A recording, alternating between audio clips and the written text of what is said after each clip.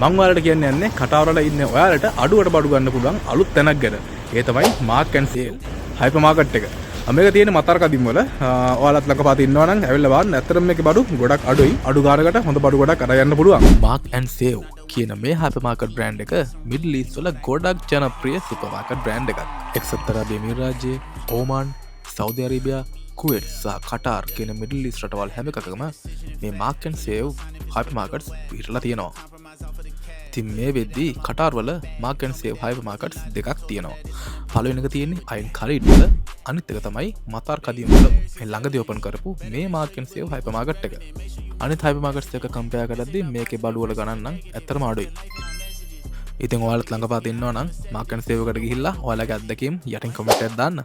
ඒ වගේම වීඩියෝ එකට ලයික් එකක් දාලා මිස්ටර් බන්ඩිව ෆලෝ කරන්න අමතක කරන්න එපා.